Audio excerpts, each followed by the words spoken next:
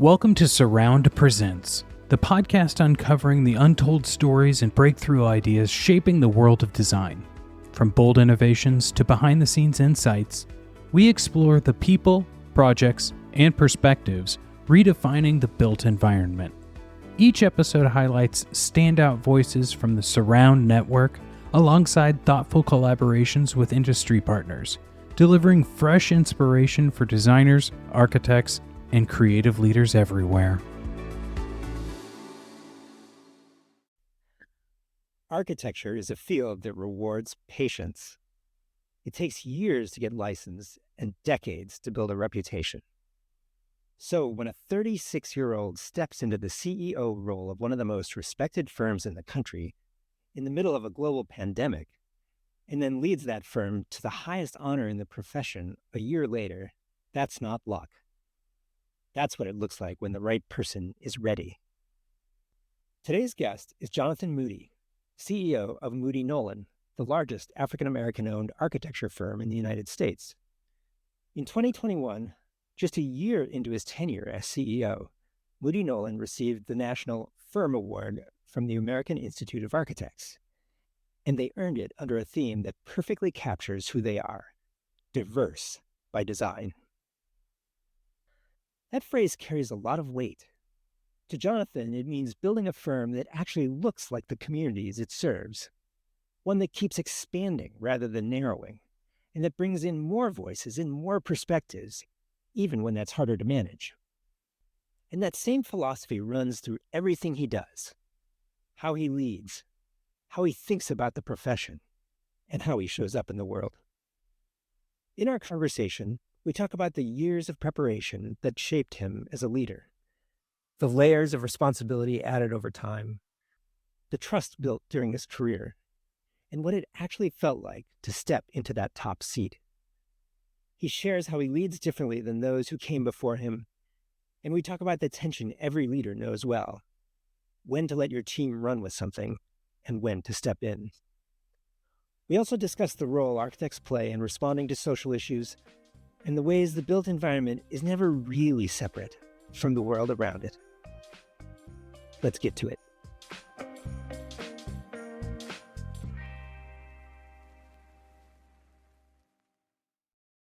Jonathan, welcome to Design Fuel. Thanks for joining me today. Yeah, thanks so much for having me. It's great to be here. You are the CEO of the eponymously named Moody Nolan. In fact, you were named CEO in 2020 at the age of 37, is that right? Ish, I think 36, 37, somewhere around. It's kind of a blur at this point, right?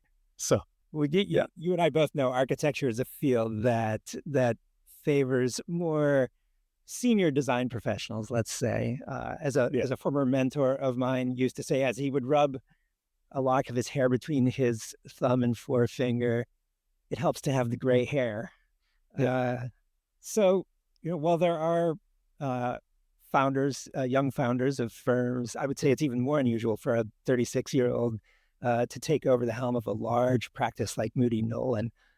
All that is to say, it's an amazing accomplishment. And I've got to ask, did you feel ready to be CEO? What was that moment like for you? Frankly, absolutely not. It wasn't something that I knew, it wasn't like a surprise or a shock. Obviously, it was something that had been, there was a plan to get there. And I'll just say my sub-plan to the plan was to, that was the same time at which, we had never really had an executive team.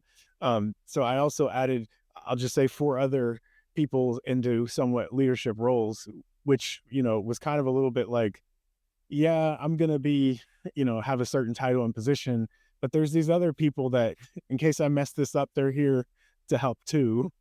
And, if you do the math and realize a couple of things that were interesting at the start of it, like they forced me to have an office, and I've never had an office before that point. And my whole process was like, all right, well, I'm not going to try and conquer the world. It was just like, I'm going to, take things one day, 1 week, and 1 month at a time. And then, around March of 2020 was all those plans got kind of thrown out in terms of what I expected and what happens. in terms of how to lead a practice or a firm. So Sure. And so for our listeners who may not know, let's contextualize this a little bit. Your father, Kurt Moody, was the founder and CEO of Moody Nolan. So it sounds like you had known maybe for some time that this would be a plan, that you would be the heir to the leadership of the firm. yeah, I think the short version of the story is it's been about 16 years, something give or take, when I got a call from him.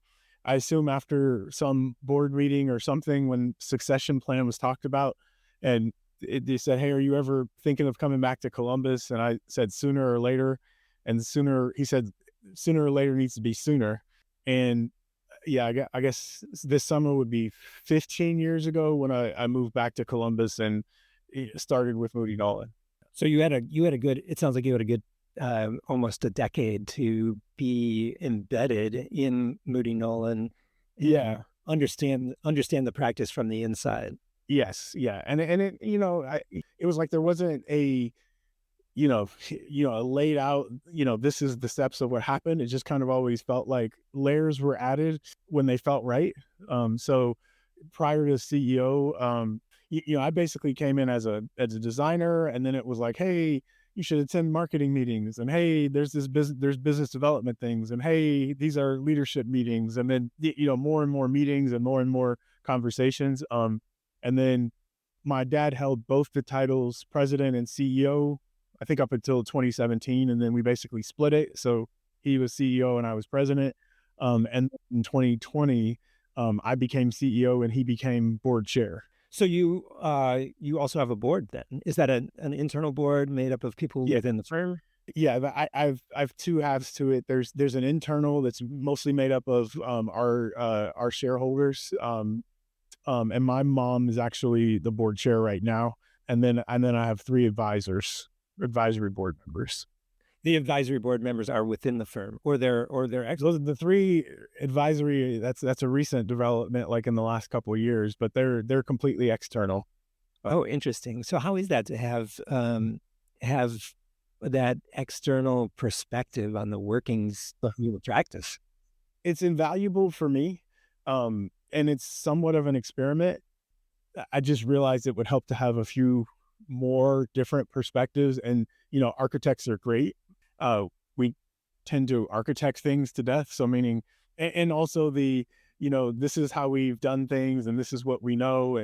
Or I heard maybe other firms, but I thought it was valuable to have, and this literally the three of them, each of them individual conversations. When I asked, I said, the goal was just to say, tell me what I'm not seeing, and be that like, hey, yeah, maybe here's a different way of thinking about it, or hey, here's a different perspective.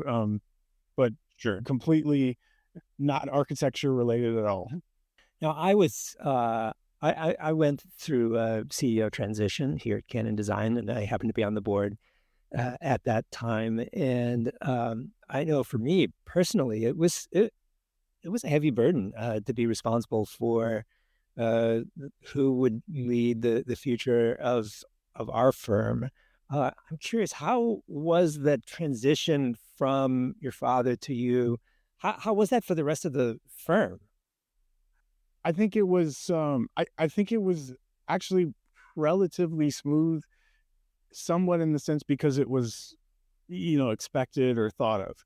Like I've even had other colleagues that have said 15 years ago when I joined the firm that they had a sense of comfort of because I guess before that point, conceptually there was an idea of transition within a family business, but it wasn't clear. Obviously, there's some intentionality around what my role would be one day. So when the transition happened, it was more, I can tell you what the hardest part was. It was actually external, because although we worked very hard to craft and message and even how it was presented, the transition, because it was very much like my dad was board chair, like the announcement was he was board chair and I was CEO, but I can't, like, meaning he's still working and active and participating, and It's so you mean even though there's a transition, it's like, well, Kurt's still here. I can't tell you how many congratulations on retirement messages we got. I know there was no mention of the R word. Sure. Like that was the hardest like thing. It was actually internal. The transition was pretty smooth. Externally, it was kind of the misconception around what transition meant was it was a battle. How now it's hard for anyone to lose a father. Your father passed away in 2024. How was it to lose him not only as a dad, but as a kind of a mentor for the role for leadership in the firm? Yeah, you can't really describe it because I feel like the part of what helped so much was even though conceptually everything was even since 2020 it was like, no, I'm CEO, I'm that person, etc. There was always the like, oh, but at the end of the day, if I mess this up really bad, there's always the like call it a safety net of sorts from a decision making or reassurance and all that, and it can't really be described. And even as much as we talk about a transition plan, most of how we paralleled one another was not really alongside. It was more of kind of like a divide and conquer. So it sounds like you compensated for that lack of a safety net by putting an executive leadership team in place. Although it sounds like that was in place before your father passed away. It was in place before, and I think we've continued to just to try to divvy up the burden of leadership so that it's not so singular. And that's a little bit like messy and convoluted and complicated at times, but it feels at least a little easier to carry when it's like there's other people carrying it with you. What have you done differently from your father in the CEO role? I think where he was more of a do everything, jack of all trades, I've been more of a delegate and elevate, really focused on what aspects of the business like I can support the most and which ones it's better for other people to kind of take the hold and have the empowerment and the platform to do so effectively. And then also a lot more of empowering teams, because what I don't have that it had to be different is he's his presence was very much a dominating force. And there's times when that really helps, but we had functioned so long as a firm of even when it wasn't intended, where people would kind of have to wait on him to kind of do anything before they could act. And or he would start acting and they would fill in behind.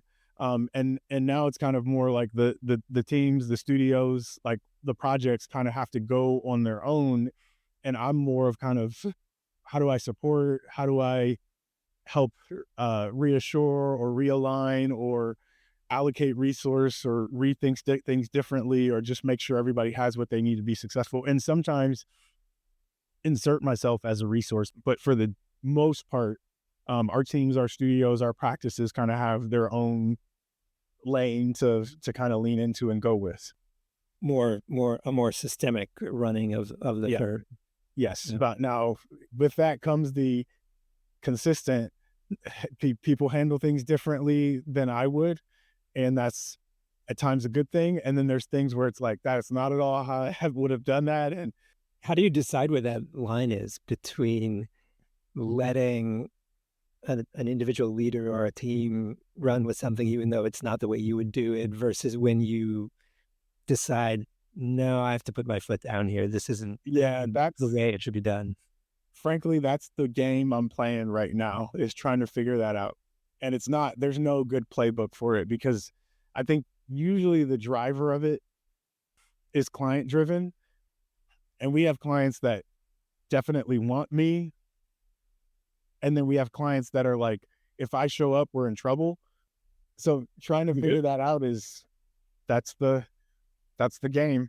It's a challenge. You really have to have a high human intelligence quotient, right? Understand. Yeah, and we get it wrong quite a bit too. So, sure. You told the publication Columbus CEO in 2020 that your goal is to split your time in thirds, and I'm going to quote this: 1/3 on strategic efforts, 1/3 on managing the managers, and 1/3 on projects. This resonates with me personally. I've been in a firm-wide leadership role for about a decade, and have tried to maintain my relevance in the role by continuing to have a few clients and be engaged in projects. But that last third is the one I want to ask you about. It's 6 years into the CEO role. Have you been able to really hold on to the project work? Has that been a challenge?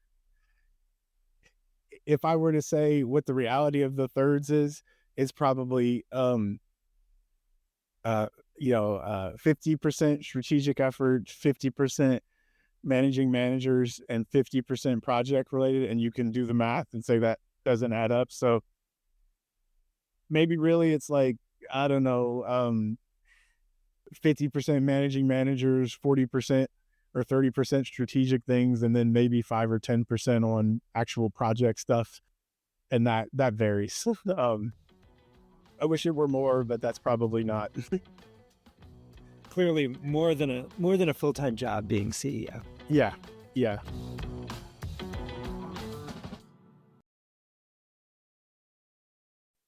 I want to shift gears a little bit and talk about the practice more broadly. Moody Nolan received the American Institute of Architects Firm Award in 2021, just after you had taken over the firm. And for our listeners who aren't embedded in the field of architecture, this is really the highest honor in our profession bestowed on an entire practice. It speaks directly to the broad impact a firm has on the profession and the field of architecture. So first of all, congratulations for that major accomplishment. Yeah, thank you. Yeah, Canada Design, my firm's gone through the submission process to the AIA. Have not been successful yet, but it's a daunting process, to be sure, with a lot of work. But it's also a very clarifying moment. Yeah, architects, we're so often busy winning work and doing the work, serving our clients and our communities, and frankly, just running our businesses, that it's rare to find that moment to pause and reflect on the impact we're making and to be able to articulate that. So I want to ask you about your submission theme, because diverse by design. Can you describe what you mean by that? There were a few rounds, a few different attempts, and frankly, some thoughts around not trying to resubmit. And truly, it was kind of one last time. But at the time, it was like, it ended up being like 40 pages was the limit, which, sounds like a lot. But then when you're talking about trying to really quantify and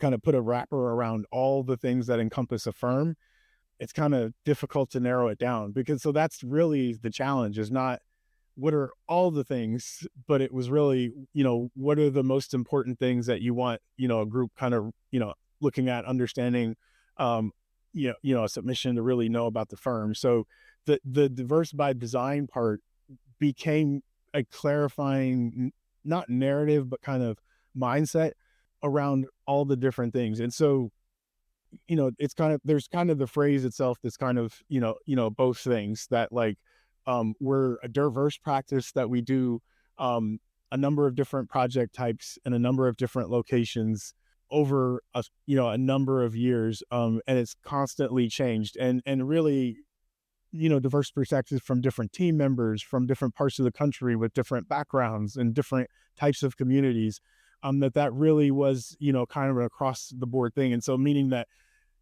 to begin to infuse that and really clarify that that's been done intentionally, that it's not, yes, there are components of it that kind of happened, but the intentionality was not kind of going away from it, in terms of, as we grew, as we evolved, as we got introduced to new types of projects in new places, not to leave anything behind, and to continue to build upon it. And design, is the important part, right? Like, designing of both the firm, but then also how design with that mindset changes, evolves, and maybe something that, may seem simple, but, architects understand it.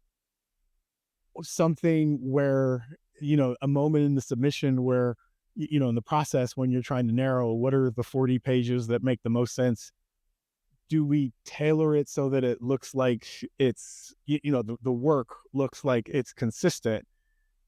Or do we say, hey, no, the consistency is that they're all different? And that was a kind of the, no, that's what we need to lean into. That is a part of, our superpower, so to speak, is, there's all different types of things from all different places. And specifically, you can see it in terms of the makeups of the teams, the makeup of the practice, but then also even the work itself, because it's a reflection of the different types of communities at all different scales and all the different types that we work with. I love that. So diverse by design is about the heterogeneity of the work. It sounds like it, in terms of the different program types, the different project types, the aesthetics, the clients, but also the composition of the firm and the team. Yes. Yeah. People who aren't typically, and maybe it's, it's maybe tied a little bit to your pinching of the gray hair, but not like meaning that, hey, no, there's value of team members with all different types of experiences contributing, not just, the singular focus. So I feel like today we take for granted this idea that more perspectives result in richer solution making that is about better outcomes for our clients and for people. I don't think that's always been the case. I think there was a point in the 20th century when the architect was the dominant voice in the design process, and now we look to this rich complex of teams and this interaction with our clients. Talk to me more about multiple voices, the idea of more voices in your practice. How do you bring that to life in your design studio?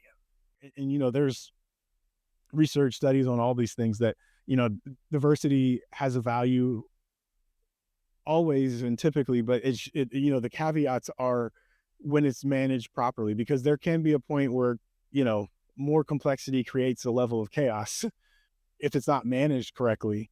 But that is the thing, is like, hey, when you have this urge that says we want to broaden, we want to have more perspectives and more voices, how do you have a streamlined process when you have these multiple facets? The North Star is the like, well, because we believe it creates better outcomes, but that doesn't dismiss the fact that it's hard to say, hey, it would be easy just to ask one person a few simple questions. And it's like, well, no, that's simple, but it's not necessarily better than saying, how do we get multiple people to contribute multiple perspectives? But I think what I've seen over and over again is where it becomes clearer is when it's, the question is not what did we do or what have we done before, but what's missing. That's where if you're only in your own space and you only have the knowledge that you're limited without those added perspectives. And that's, both good and bad. There's always that challenge of not knowing what you don't know. Yeah. But it would seem to me that there's risk involved in embracing that ambiguity and that complexity you talked about, and embracing multiple voices. You don't have the comfort or the security of of a singular voice, or, as you suggested, relying on what you've done in the past as a guide for the future. How is it to embrace that kind of risk in the work? There's not really a formula to know. It's kind of like, what my dad used to say that is held very true, is that's what makes every day different is, I don't know exactly when those are going to come. I just have to observe and be ready to help when it makes sense. But that is truly it. It's like there's not a prescribed method to follow, because each situation is its own unique, call it chaos, that has to be managed. In your firm award submission, you did something really bold. You were overt in referencing the death of George Floyd in 2020, implying a pivotal moment in the nation in terms of coming together around the injustices that African Americans and others face in the country. Do you think that there's a specific role for architects to play outside of our obligation as human beings, as members of society, in addressing issues of social justice? I mean, put simply, yes. And I know that is a particularly challenging response. In, what I would say, almost 6 years later, I- I think of the conversation at the time, I remember very specific phrases of, is this a movement or is this a moment? And I do think it feels more of a in the moment space, and there's some reflection of what that means. So, but in the moment, the context that um, was missing, that you can't put it in 40 pages, or not sure it really belonged in 40 pages. Um, is I think there were specific things pulled from indirect responses to things that were happening with our projects and with our work.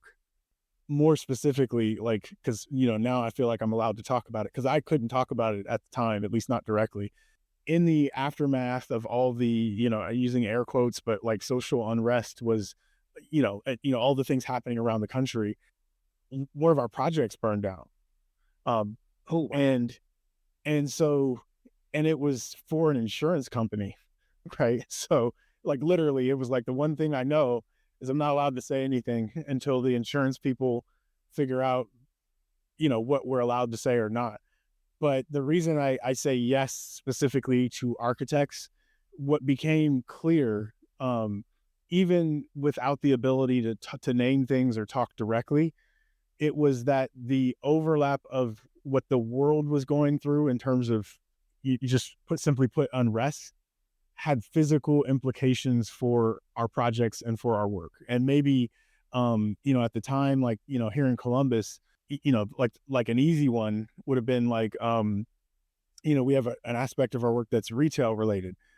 When people were breaking out storefronts, and the conversations around design, whether right or not, started to become the, hey, how do we think about storefront design, like retail storefront design, given the possibility of social unrest or these. And so that's the, like, it can't be ignored on both sides, meaning, what are the actual outcomes of our work, has to take into account this, narrative of what's happening with the rest of the world, but then also the drivers that create the work.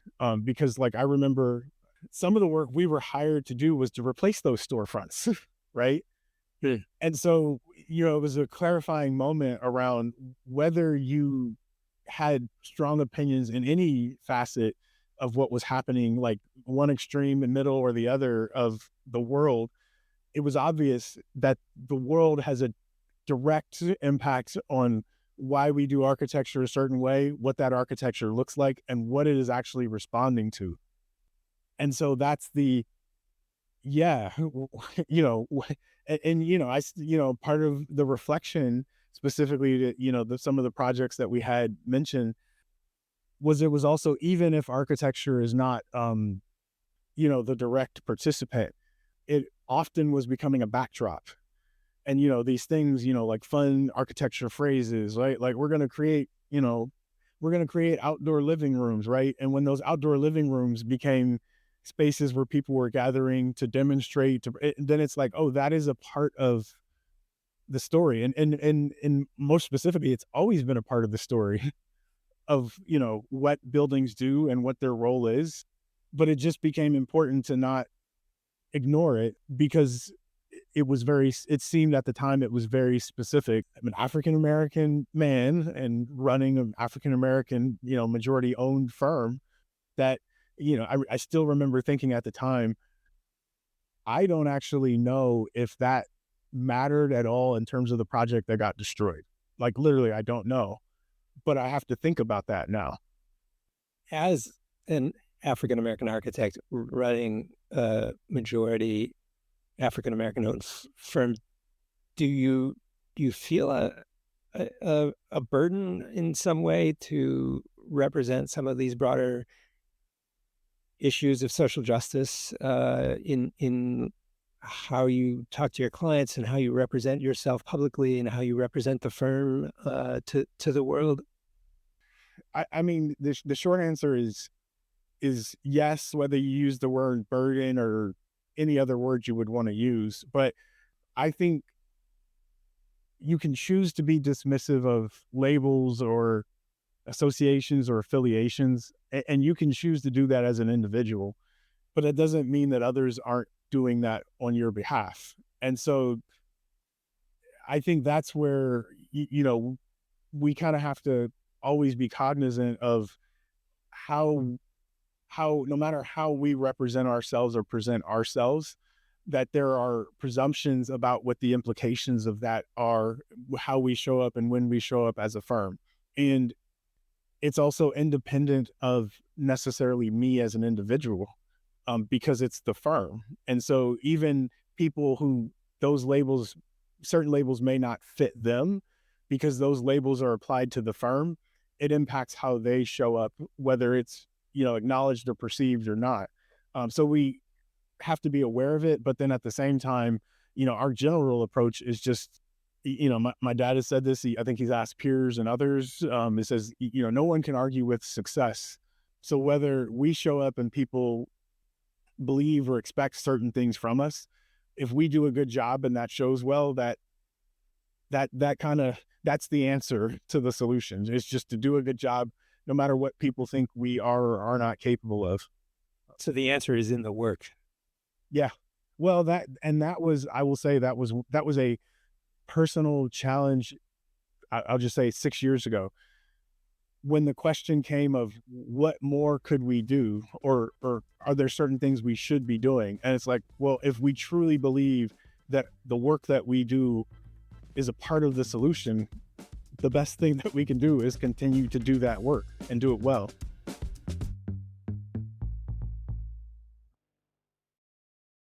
Your firm was founded in Columbus, and that's where you that's where you live today. You said you returned there 16 years ago. How was it for you growing up in Columbus?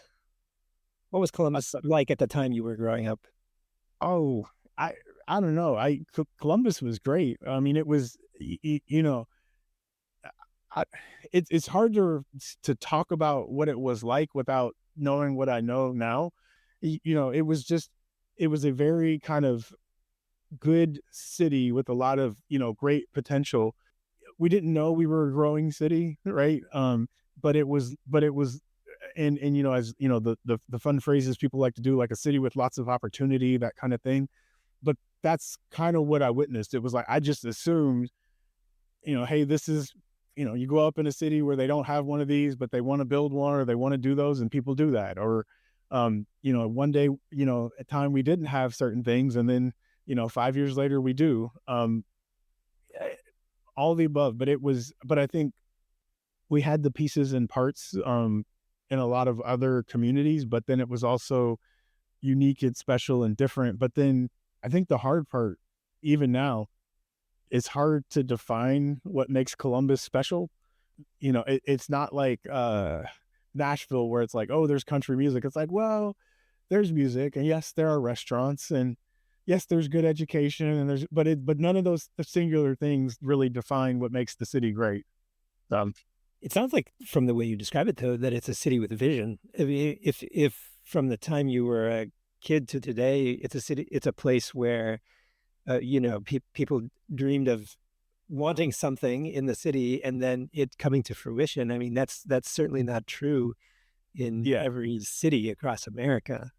Yeah. And because there's so much potential and so much that's undefined, there's a lot of opportunity to define things and make changes. So that's exciting. And also I do feel like right now, call it, 40 some years later, it feels like we're in our awkward teenage phase as a city, like where there's things where it's like, well, you're not quite an adult, but you're getting there. And sometimes we treat you like an adult. And then sometimes we're like, oh, you're still young and figuring things out. Sure, that's an amazing thing to say about a city that's what, probably, I'm guessing, 150 years old or more, right? 200, I think, 200 and some. Yeah. 200 years old. Okay. Yeah. I think you told me in a previous conversation we had that you recently moved to Columbus's Near East Side. Is that right? Yeah, that's correct. Yeah. So this is a historically African American neighborhood that saw some of the negative trends in the middle of the 20th century that a lot of similar neighborhoods saw in other cities. Things like redlining, highway construction, population loss, and disinvestment. What's it like today there? Oh, so it's changing, it's evolving. You can feel the remnants of all those different things. But my wife and I, we were just talking about this. Like, we're out for a walk, and you would literally, so it's active is probably another missing word there. But the activity is fascinating because literally, like when we say we look out at the park and you just see people, just some of the best people watching, everybody from all walks of life, from all ages, and like the range of everybody who has every different thing is out there. And you see that in the neighborhood, meaning, so we had the fortune of being able to build a new home, but then there's homes that are like 100 and some years. There's homes that have been flipped and reconverted, and everything in between. And it's just kind of it's the excitement is that it's vibrant and active, but there is a history, but that history feels like it's being leveraged for something good right now. Like, like, yes, there's the negative side, but then there's like all right, little mini story, but like I remember literally walking down the street one day, and I ran into somebody who's a 50-year neighborhood person, but then it found out that like his father played at the high school on the other side of the park, and he was one of the first African American players to play in the NFL. And it was just like, what? But it was just like those people like live in the neighborhood, right? Yeah. But so that's kind of where it's like there's this history of like, wait, what happened? It was like, yeah, all that started in this neighborhood. I love that. So there's continuity across generations. Yeah, yes, in a surprising way. So Sounds like you take community impact and really seriously as a personal value. How do you translate that to the firm? And I'm thinking maybe you could talk specifically about Legacy House. I know this is really important, an important initiative for Moody Nolan. yeah, yeah. So it's because there's the same, there's the things that every business has to do, or you don't have to do it, but most businesses choose to make, some kind of um have some kind of involvement in community and what that means. I think we had those same responsibilities and interests, but I still remember, because I think it was like after a Christmas break when we were looking back, kind of frankly reviewing kind of big picture business things, and one of the things was about community and charitable contributions, that kind of stuff. Realized that like things were happening and they weren't really making much of an impact at all. And a specific example might be, it sounds great to pay $500 to some organization to get a table or to attend an event, but it was like, as an architect and as an architecture firm, when we were saying $500 times whatever number, at the end of the year, what impact was that making? And so it was part of my dad's thought process that says, if we reevaluated that and said, because it's such an intangible thing, but what we do as architects is we build and recreate things. It was like, could we reimagine that? And that's what really became the Legacy House project, which was to say, rather, when you began to actually try to quantify if that thought process was looked at differently, and and said, what could we do? And it wasn't, we're going to rebuild a whole neighborhood. It really became, well, we could do like one house, probably not very big, but could we use all the different tools at our disposal, call it creativity, relationships, etc., to kind of build momentum off of it. So that became, well, and then at times there was a thought that, we were going to do one house every year, and that we would, do them in each of our offices. Realize it's a lot harder than you think to build one of these homes. And it takes a lot longer than you think. Sarah, how many have you done? So we've done, I'll call it 2.25 or so. And we've released ourselves from the burden of trying to do one every year, because it's hard, but it's a focused effort. We've done one in Columbus. We've done one in Nashville. The conversations right now are about Chicago, and there's been so many lessons from each. In Chicago, it is trying to tie in directly to the more local housing history, because again, when you quantify impact, if it's making a world of difference for one family, could that, rather than a 600 or 700 square foot new build that might feel out of place in a Chicago neighborhood, might there be a different approach, even like a rehab or renovation, that might make more sense? That's kind of what we're trying to think through right now. So it's taking different forms potentially. Yeah. So Jonathan, this is Design Fuel. I have to ask, what fuels you to do the work that you do?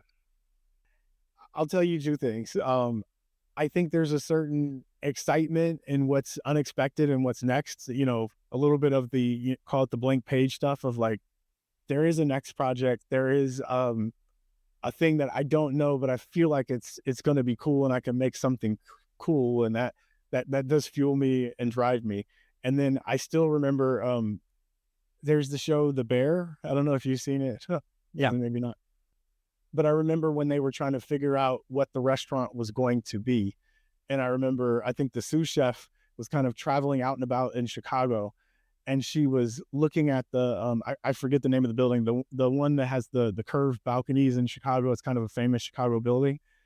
And then she was beginning to say, oh, maybe the shapes of the pasta might emulate the architecture, so to speak. And so things like that, begin to become like, well, if somebody can be inspired by architecture to create amazing food, I'm kind of like, wouldn't the opposite be true? So I'll just say, maybe the simple way to put it is, what fuels me sometimes is that sometimes inspiration can come from unexpected spaces and places. So there's always how do we find that next cool thing that would inspire us to do another amazing thing? That's great. Inspiration can come from many places.